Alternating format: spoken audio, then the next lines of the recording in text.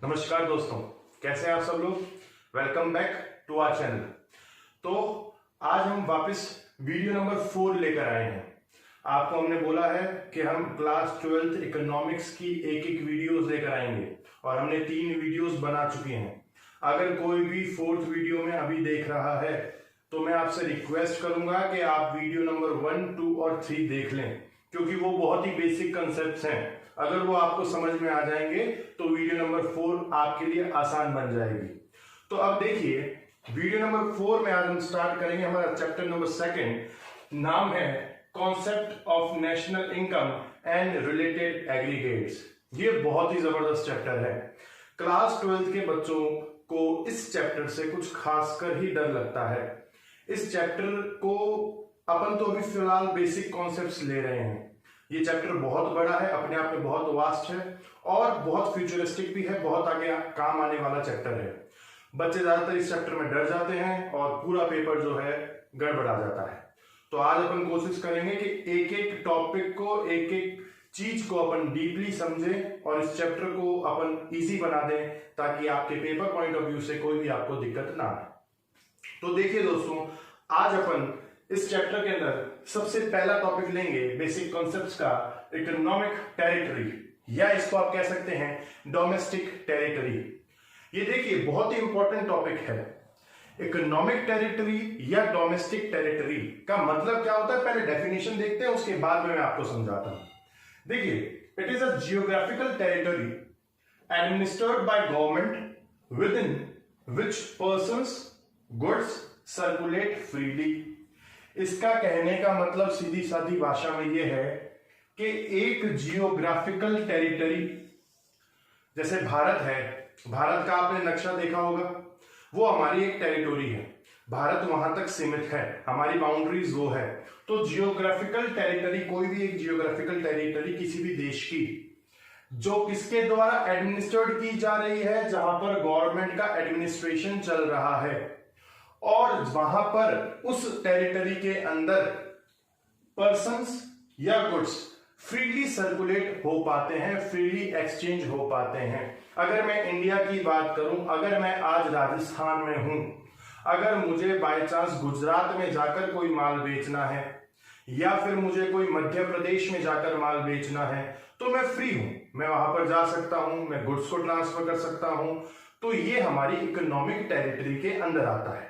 तो कहने का मतलब एक ऐसा जियोग्राफिकल बाउंड्री, एक ऐसी जियोग्राफिकल टेरिटरी जहां पर गवर्नमेंट का एडमिनिस्ट्रेशन चल रहा है और वहां पर अपन गुड्स वगैरह फ्रीली सर्कुलेट कर पाते हैं, कोई प्रकार का रेस्ट्रिक्शंस नहीं होते हैं, वो हमारी इकोनॉमिक टेरिटरी या डोमेस्टिक टेरिटरी कहलाती है। जैसे भारत का नक्शा होता है, आपने सब लोगों ने देखा होगा। अब देखिए, मैं भारत का नक्शा तो यहां पर नहीं बना सकता, ना मुझे आता है। मैं एक आपको ये बॉक्स बना देता हूं, है ना। इस बॉक्स को अपन समझते हैं, ये हमारे इंडिया का बाउंड्रीज हैं।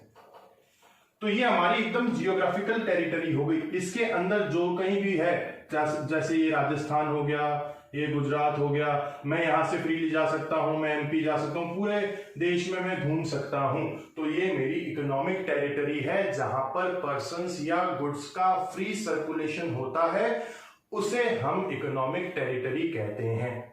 तो इसमें कहने का मतलब क्या, इसमें कहने का मतलब ये कि अगर इस डेफिनेशन के हिसाब से अगर अपन देखें, तो जिस जगह पर हम गुड्स को फ्रीली सर्कुलेट नहीं कर सकते, तो वो हमारी इकोनॉमिक टेरिटरी में नहीं आएगा। सही बात है, नहीं आएगा। जिस जगह पर, जिस ऐसी कोई भी प्लेस पर जहां पर अपना और अपने गुड्स का फ्री सर्कुलेशन नहीं है, जहां पर गवर्नमेंट आराम से सर्कुलेशन नहीं कर पा रही है, वो इकोनॉमिक टेरिटरी के अंदर नहीं आएंगे। क्या कोई ऐसी जगह होती है? होती है। आगे देखते रहिए, मैं आपको समझा दूंगा।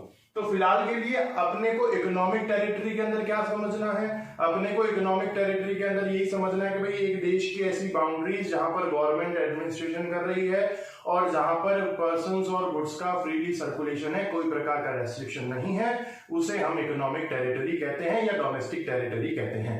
इतना सा आपको ध्यान में रखना है। अब अपन देखें कि इकोनॉमिक टेरिटरी के अंदर क्या क्या इंक्लूड होता है। ये इंपॉर्टेंट है, यहां पर आपको ध्यान में रखने वाली बात है।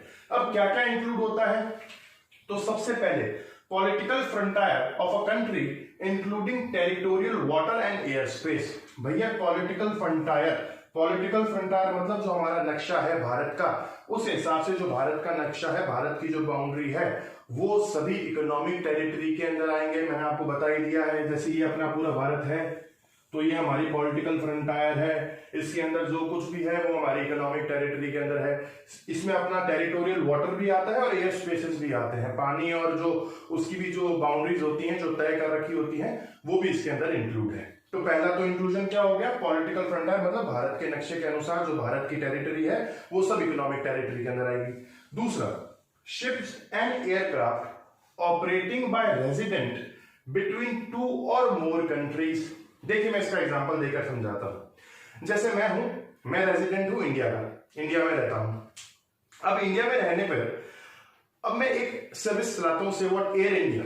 मैं एयर इंडिया का मालिक हूं, सोच लीजिए, मैं हूं नहीं पर सोच लीजिए, एयर इंडिया का मैं मालिक हूं। मेरी एयर इंडिया की सर्विस कहां पर चल रही है, यूएसए से जर्मनी चल रही है, 2 कंट्रीज के बीच में चल रही है। कहां की है एयर इंडिया, इंडिया की। चल कहां रही है, यूएसए और जर्मनी में, तो वो भी मेरे इकोनॉमिक टेरिटरी के अंदर आएगी। हाँ, इस चीज को आपको समझना है।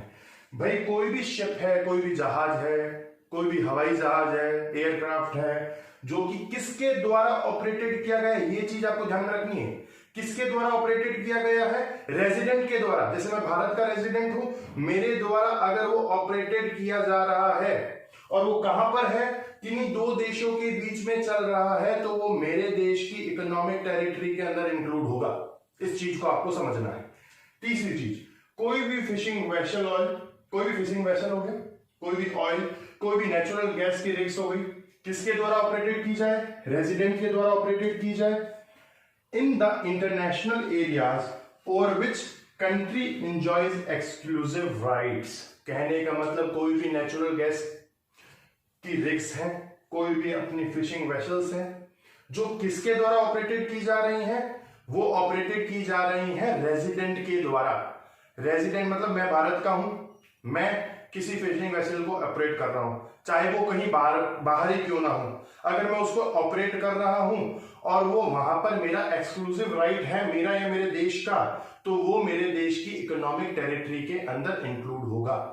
ठीक है फ्रेंड्स। अब चौथी चीज देखिए, embassies, military establishments of a country located in other countries। देखिए embassies क्या होती हैं, embassies का मतलब होता है कि भाई जैसे भारत है, भारत की बहुत सारी एम्बेसीज ऑफिस दूसरे देशों में हैं। जैसे यूएसए के अंदर इंडियन एम्बेसी है, वो एक ऐसा ऑफिस है जहां पर भारत के ऑफिशियल्स बैठते हैं और वो अपने देश के policies and rules and regulation को प्रमोट करते हैं, और वहां के जो सिटीजन्स होते हैं अपने इंडिया वाले, उनकी भी प्रोटेक्शन के लिए पॉलिसीज वगैरह का फ्रेम आउट करते हैं। उसमें अपन डिटेल में नहीं जाते, ठीक है। तो एम्बेसीज और मिलिट्री स्टैब्लिशमेंट मतलब कोई सेना वगैरह का कोई स्टैब्लिशमेंट है of a country located in other country. अगर भारत की कोई एम्बेसी यूएसए के अंदर है तो वो भारत की इकोनॉमिक टेरिटरी के अंदर आएगी। ये आप चीज को समझिएगा। कोई भी मिलिट्री स्टैब्लिशमेंट है भारत की, अगर कोई मिलिट्री स्टैब्लिशमेंट दूसरे देश के बॉर्डर के पास में, दूसरे देश के अंदर बैठी है या वहां पर अपना डेरा लगा रखा है, तो वो भारत की इकोनॉमिक टेरिटरी के अंदर आएगा। कोई एम्बेसी है जर्मनी में, आपका यूएसए में, भारत की अगर एम्बेसीज वहां पर ऑफिशियल्स हैं तो वो भारत की इकोनॉमिक टेरिटरी के अंदर आएंगे।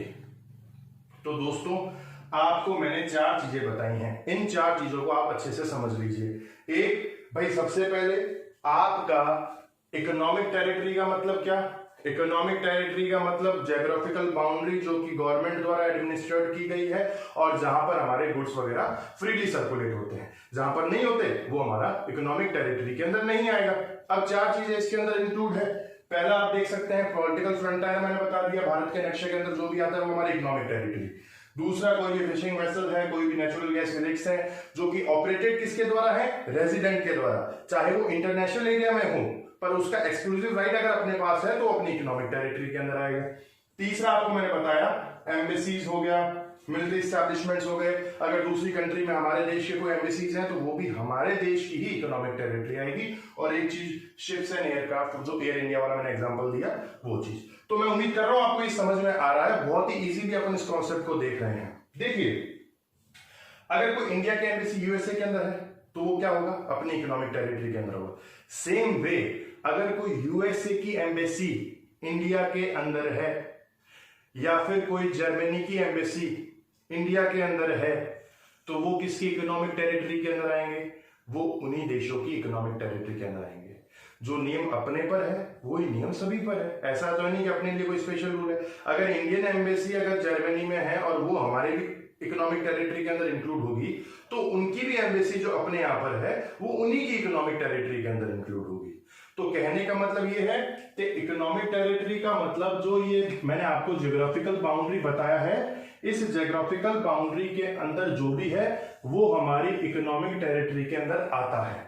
पर कुछ ऐसी चीजें हैं जो हमारी इकोनॉमिक टेरिटरी में एक्सक्लूड कर दी जाएंगी। कौन सी, अगर कोई दूसरे देश का एम्बेसी है, कौन सा, अगर कोई दूसरे देश का नेचुरल गैसेस रिग्स हैं या फिशिंग वेसल है, अगर कोई दूसरे देश की एयरक्राफ्ट या शिप सर्विसेज हैं जो उनके द्वारा ऑपरेटेड की जाएंगे तो वो हटा देंगे क्योंकि वहां पर अपना राइट नहीं होता। मैं इंडिया के पॉइंट ऑफ व्यू से बात कर रहा हूं। तो ये पूरा आपका डोमेस्टिक टेरिटरी या इकोनॉमिक टेरिटरी के हिसाब से ये कॉन्सेप्ट हुआ। अब मैं आपको नेक्स्ट टॉपिक कराता हूं, देखते हैं।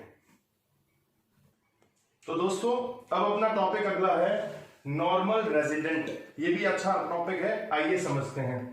नॉर्मल रेजिडेंट का मतलब क्या होता है, पहले डेफिनेशन देख लीजिए।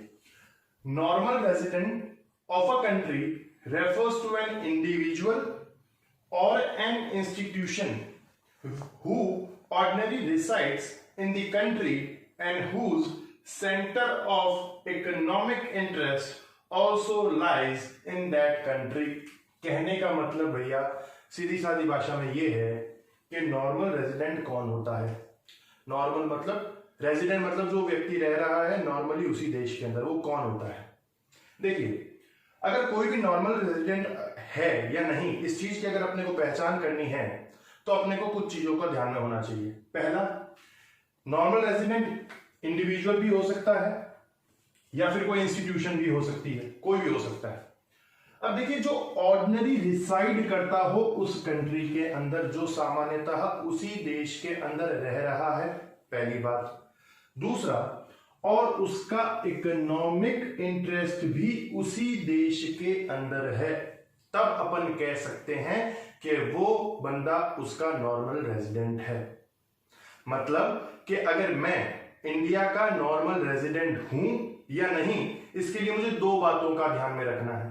पहला क्या होना चाहिए कि मैं ऑर्डिनरी उसी देश में रह रहा हूं, हाँ भाई मैं इंडिया के अंदर ही रहता हूं नॉर्मली। क्या मेरा इकोनॉमिक इंटरेस्ट भी उसी कंट्री के अंदर है, हाँ मेरा इकोनॉमिक इंटरेस्ट भी इसी कंट्री के अंदर है। अब आता है ये डाउट कि भैया ये इकोनॉमिक इंटरेस्ट का मतलब क्या होता है। तो देखिए, इकोनॉमिक इंटरेस्ट का मतलब समझते हैं। इकोनॉमिक इंटरेस्ट में दो चीजें, एक रेजिडेंट जो है उसी टेरिटरी के, उसी डोमेस्टिक टेरिटरी के अंदर रहना चाहिए, मतलब मैं इंडिया का हूं तो इंडिया के अंदर ही रह रहा हूं, जो कि मैंने आपको बता दिया मैं वहीं रहता हूं। दूसरा, the resident carries out basic economic activities of earning spending from that location.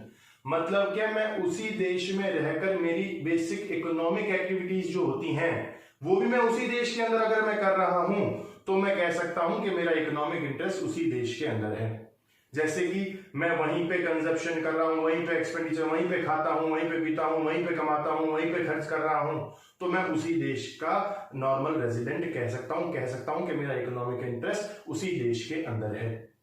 तो नॉर्मल रेजिडेंट कौन हुआ? नॉर्मल रेजिडेंट कोई भी इंडिविजुअल हो सकता है, कोई भी इंस्टीट्यूट हो सकती है, जो उसी देश के अंदर सामान्यतः रह रही है और वहां पर उसका इकोनॉमिक इंटरेस्ट है। इकोनॉमिक इंटरेस्ट मतलब उसी देश के अंदर अगर वो इकोनॉमिक एक्टिविटीज कर रहा है, जैसे कि आपका वहीं पे कमाता है, वहीं पे खर्च करता है, वहीं पे उसकी सभी बिजनेस की एक्टिविटीज हो रही हैं, तो कह सकते हैं कि उसका इकोनॉमिक इंटरेस्ट वहीं पर है, तब जाकर वो एक देश का नॉर्मल रेजिडेंट कहलाता है। अगर मैं मेरी बात करूं तो भैया मैं भी राजस्थान का निवासी हूं, तो मैं एक डोमेस्टिक टेरिटरी के अंदर रह रहा हूं, यहीं पे रहता हूं, तो ऑर्डिनरी रिसाइड यहीं कर रहा हूं। दूसरा, मेरा इकोनॉमिक इंटरेस्ट भी यहीं है, मैं यहीं पे खाता हूं, यहीं पे कमाता हूं, यहीं पे खर्च करता हूं, सब कुछ यहीं करता हूं, तो मैं कह सकता हूं कि मैं इंडिया का नॉर्मल रेजिडेंट हूं।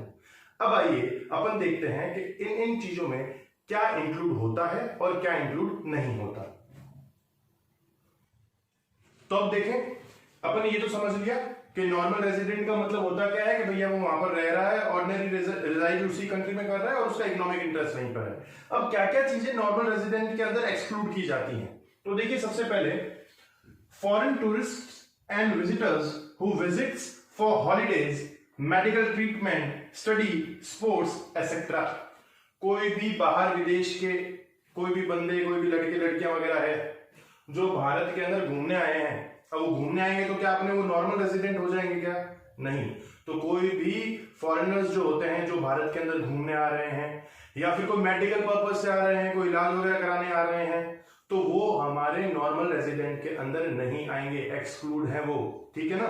दूसरा, फॉरेन स्टाफ ऑफ एम्बेसीज, कोई भी हमारे जैसे इंडिया के अंदर यूएसए की एम्बेसी है, वहां पर वो यूएसए वाले बंदे रह रहे हैं, क्या वो अपने नॉर्मल रेजिडेंट पे आएंगे क्या? नहीं आएंगे, क्योंकि एम्बेसीज उनकी आपकी ऑफिशियल्स उन यूएसए की हैं, तो उनके नॉर्मल रेजिडेंट्स आएंगे, अपने में नहीं आएंगे। दूसरा, कोई भी इंटरनेशनल ऑर्गेनाइजेशंस हैं जैसे यूएनओ हो गई, डब्ल्यूएचओ हो गई, are not considered as normal resident, वो भी नॉर्मल रेजिडेंट नहीं आएंगे। अगर सपोज करो कोई आपका यूएनओ का ऑफिस इंडिया के अंदर है, तो यूएनओ हमारा नॉर्मल रेजिडेंट नहीं होगी, ये इंस्टीट्यूशन हमारी नॉर्मल रेजिडेंट नहीं है, वो उसी देश की नॉर्मल रेजिडेंट होगी जिससे वो ऑपरेट की जा रही है, मतलब यूएसए। फिर एम्प्लॉइज ऑफ इंटरनेशनल ऑर्गेनाइजेशन, उस यूएनओ और डब्ल्यूएचओ में वो जो ऑफिशियल्स काम कर रहे हैं, सपोज करो यूएसए का डब्ल्यूएचओ या फिर यूएनओ ऑफिस हमारे इंडिया के अंदर सेटअप है और उन्हीं यूएसए के जो ऑफिशियल्स हैं वो यहां पर भारत के अंदर काम कर रहे हैं, तो क्या वो हमारे नॉर्मल रेजिडेंट कहलाएंगे? नहीं, वो उन्हीं देश के कहलाएंगे जिस देश से वो ऑपरेट करें या जिस देश से वो बिलोंग कर रहे हैं। पर यहां पर आपको एक चीज ध्यान में रखनी है, अगर वो ऑफिसर्स यहां पर 1 साल से ज्यादा टाइम स्पेंड कर लें, अगर वो 1 साल से ज्यादा अपने यहां पर रह जाएं, तो वो भारत के नॉर्मल रेजिडेंट कहला सकते हैं। कहने का मतलब, अगर सपोज करो कि इंडिया के अंदर यूएनओ का ऑफिस है, ठीक है, यूएनओ का ऑफिस है और यूएसए के 5 ऑफिसर्स वहां पर काम कर रहे हैं, पिछले 6 महीने से काम कर रहे हैं, तो क्या वो हमारे नॉर्मल रेजिडेंट होंगे? नहीं, क्योंकि उनको 1 साल नहीं हुआ है। अगर वो पिछले 1.5 सालों से काम कर रहे हैं या 2 सालों से यहीं पर रहकर काम कर रहे हैं, तो वो इंडिया के नॉर्मल रेजिडेंट हो जाएंगे। कहने का मतलब है, नॉर्मल सेंस में जब 1 साल तक कोई भी अगर पीरियड में रह रहा है तो वो नॉर्मल रेजिडेंट में नहीं गिना जाएगा। अगर वो 1 साल से ज्यादा हमारी टेरिटरी के अंदर रह रहा है तो वो हमारे भारत का नॉर्मल रेजिडेंट कहला सकता है। उसके बाद में crew members of foreign vessels, कोई भी फॉरेन वेसल्स हैं उनके क्रू मेंबर्स अगर रह रहे हैं तो हमारे नॉर्मल रेजिडेंट नहीं है, पर अगर 1 साल से ज्यादा रह गए तो हमारे नॉर्मल रेजिडेंट है। तो कहने का मतलब है कि भाई कोई भी फॉरेन टूरिस्ट कोई भी घूमने वगैरह आ रहे हैं तो वो हमारे नहीं होंगे नॉर्मल रेजिडेंट। कोई भी यहाँ पर इंस्टीट्यूशन सेटअप हो रखी है फॉरेन की, वो भी हमारे नहीं होंगी। वहां पर कोई ऑफिसर्स वगैरह काम कर रहे हैं, वो भी हमारे नॉर्मल रेजिडेंट नहीं होंगे। कोई क्रू मेंबर्स हैं, वो भी हमारे नॉर्मल रेजिडेंट नहीं होंगे। बस शर्तें, एक ही शर्त है, अगर वो 1 साल से ज्यादा मेंबर्स या ऑफिसर्स यहाँ पर रह रहे हैं तो वो भारत के नॉर्मल रेजिडेंट कहला सकते हैं। तो ये गाइस पूरा नॉर्मल रेजिडेंट का कॉन्सेप्ट है। नॉर्मल रेजिडेंट और इकोनॉमिक टेरिटरी दोनों ही बहुत ज्यादा इंपॉर्टेंट है, अच्छे से इसको कर लीजिएगा। इसका मैं एक एग्जांपल और करता हूं। चलो सपोज करो कोई जापान के लड़के लड़कियां हैं, कोई स्टडी ग्रुप है, वो इंडिया के अंदर हॉलीडेज बनाने आए हैं, तो क्या वो हमारे नॉर्मल रेजिडेंट है? नहीं, वो फर्स्ट नंबर एक्सक्लूजन में आ जाएंगे। कोई भी टूरिस्ट घूमने आ रहा है, चाहे वो स्टडी पर्पस के लिए है, चाहे वो मेडिकल पर्पस के लिए है, चाहे वो हॉलीडे स्पेंड करने के लिए है, अगर वो हमारे यहाँ पर आ रहा है वो हमारे नॉर्मल रेजिडेंट नहीं होंगे। ठीक है फ्रेंड्स, तो मैं उम्मीद करता हूँ नॉर्मल रेजिडेंट आपको समझ में आएगा। अब अपन कुछ इसके एग्जांपल्स लेते हैं जिससे आपका टॉपिक का कॉन्सेप्ट्स क्लियर हो जाएंगे। तो दोस्तों अब हम देखते हैं कुछ एग्जांपल्स। अगर आप लोगों को वो दोनों टॉपिक्स अगर समझ में आ गए हैं तो अभी एग्जांपल्स का आंसर्स आपको आना चाहिए। अगर अभी भी आपको एग्जांपल्स के आंसर्स नहीं आ रहे हैं तो आप वापस वीडियो को पीछे से देखिए और अपने कॉन्सेप्ट्स को वापस से क्लियर करिए। देखिए अब एग्जांपल्स देखते हैं। पहले हम नॉर्मल रेजिडेंट्स के कुछ एग्जांपल्स को सॉल्व आउट करते हैं। पहला एग्जांपल है a Japanese tourist who stays in India for 2 months। मतलब कोई जापान का टूरिस्ट है, विजिटर है, वो भारत के अंदर आया हुआ है और वो 2 महीने से रह रहा है। अच्छा, अपने को यहाँ पर बताना क्या है अपने को ये बताना है कि इन केसेस में क्या वो इंडिया का नॉर्मल रेजिडेंट होगा कि नहीं। ठीक है, ध्यान से सुन लीजिएगा, इंडिया का नॉर्मल रेजिडेंट होगा क्या नहीं। अब देखें, जापान का टूरिस्ट है, इंडिया के अंदर रह रहा है पिछले 2 महीनों से, क्या ये होगा? सोचिए, नहीं होगा। ये हमारा इंडिया का नॉर्मल रेजिडेंट नहीं है, क्योंकि फर्स्ट एक्सक्लूजन में मैंने आपको बताया था, कोई भी विजिटर्स हैं, कोई भी फॉरेनर्स हैं, घूमने के लिए आ रहे हैं या मेडिकल ट्रीटमेंट के लिए आ रहे हैं या स्टडी पर्पस के लिए आ रहे हैं, वो हमारे नॉर्मल रेजिडेंट में इंक्लूड नहीं होंगे। क्लियर?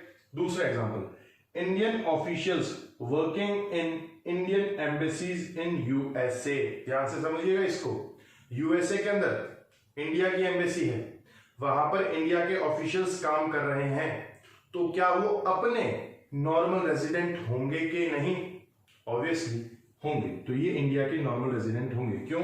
क्योंकि मैंने आपको बताया था कि जो एम्बेसीज के फॉरेन स्टाफ्स होते हैं वो उस देश के नॉर्मल रेजिडेंट नहीं होते। तो अपने वाले कहां पर है? यूएसए में, तो यूएसए के नॉर्मल रेजिडेंट नहीं होंगे, वो हमारे ही होंगे। ठीक है।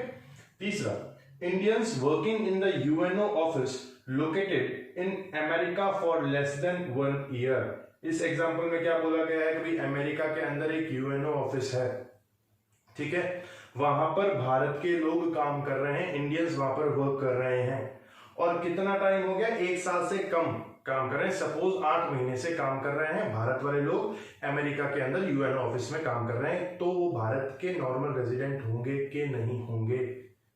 ये भारत के नॉर्मल रेजिडेंट होंगे। क्यों होंगे भैया?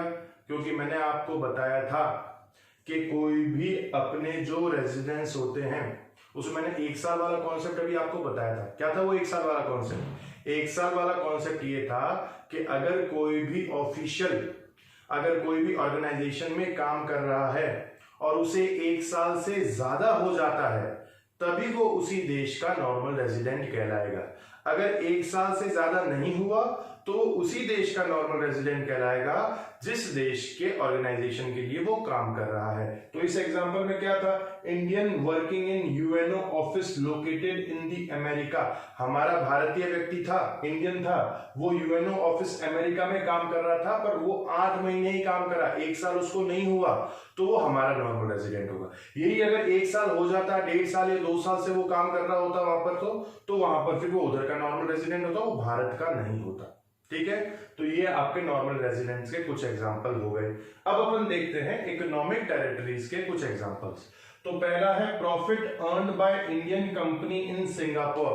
सिंगापुर के अंदर कोई भारतीय कंपनी है, उसने वहां पर प्रॉफिट अर्न किया, तो क्या वो अपनी इकोनॉमिक टेरिटरी के अंदर आएगा कि नहीं आएगा? इंडिया की इकोनॉमिक टेरिटरी के अंदर। तो ये इंडिया की इकोनॉमिक टेरिटरी के अंदर नहीं आएगा भैया, क्योंकि ये सिंगापुर में है, भारत की पॉलिटिकल फ्रंटायर के अंदर नहीं आया है। जो मैंने इंक्लूजन बताया था कि वो मैंने बताया था आपको, aircrafts, ships, vessels, natural gas rigs, उनके बारे में बताया था, एम्बेसीज उनके बारे में बताया था। कहीं पर भी मैंने कंपनी वगैरह का नाम नहीं लिया, तो ध्यान से उस लेक्चर को आप पढ़ेंगे। अभी जो मैंने थोड़ी देर पहले आपको समझाया उसको अगर देखेंगे तो आपको समझ में आएगा। तो ये यहाँ पर कंपनी की बात कर रहा है। अगर कोई भारत की कंपनी बाहर जाकर प्रॉफिट अर्न कर रही है तो हमारी इकोनॉमिक टेरिटरी के अंदर नहीं आएगी। दूसरा, profit earned by the company in India which is owned by the non resident. Bharat के अंदर, भारत का ये नक्शा, इसके अंदर कोई कंपनी काम कर रही है और प्रॉफिट कमा रही है, पर वो किसके द्वारा ऑपरेटेड है? एक नॉन रेजिडेंट के द्वारा। मतलब भारत में वो व्यक्ति नहीं रहता, पर कंपनी भारत के अंदर है, वो बाहर से भारत के अंदर चला रहा है, तो क्या वो भारत की इकोनॉमिक टेरिटरी के अंदर आएगा? हाँ, ये भारत की इकोनॉमिक टेरिटरी के अंदर आएगा। क्यों? क्योंकि वो किस पॉलिटिकल फ्रंटायर के अंदर काम कर रहा है? भारत की बाउंड्रीज के अंदर ही सिचुएटेड है, चाहे वो रेजिडेंट के द्वारा हो या नॉन रेजिडेंट के द्वारा हो। अगर इंडिया की बाउंड्री के अंदर वो स्टैब्लिश है तो वो पॉलिटिकल फ्रंटायर के अंदर मानी जाती है, वो इकोनॉमिक टेरिटरी में आएगी। ठीक है। तीसरा example, salaries received by the Indian residents working in SBI in US. US के अंदर एसबीआई ऑफिस के अंदर इंडियंस रेजिडेंट्स को जो सैलरी मिल रही है, तो क्या वो अपनी इकोनॉमिक टेरिटरी में आएगी? सोचिए, देखो हमारे इंडियंस रेजिडेंट हैं, इंडियन रेजिडेंट भारत वाले लोग हैं, कहां पर काम कर रहे हैं? यूएस के अंदर जो एसबीआई है वहां पर वो काम कर रहे हैं। तो क्या वो हमारे इकोनॉमिक टेरिटरीज के अंदर आएंगे? नहीं, ये हमारे इकोनॉमिक टेरिटरी के अंदर नहीं आएंगे, क्योंकि ये कहां पर है? यूएस के अंदर है और बाहर है, हमारी पॉलिटिकल फ्रंटायर के बाहर है, तो वहां पर हमारे ये इंक्लूड नहीं होगा। तो भैया ये कुछ एग्जांपल्स थे जिससे आपको ये दोनों टॉपिक्स क्लियर होने की पूरी संभावना है। मैं ये मानकर चल रहा हूं कि आपको इन एग्जांपल्स के आंसर्स आपने एकदम सही दिए होंगे। अगर नहीं दिए हैं तो वापस से वीडियो को देखिए, कॉन्सेप्ट्स को समझिए, और अगर आपको कोई प्रकार का भी डाउट हो तो आप कमेंट सेक्शन में आप कमेंट कर सकते हैं। हम कोशिश करेंगे आपके कमेंट से आपके डाउट्स को दूर करने के लिए। तो भैया आज की वीडियो यहीं पे समाप्त होती है, मिलेंगे नेक्स्ट वीडियो में। टिल देन नमस्कार।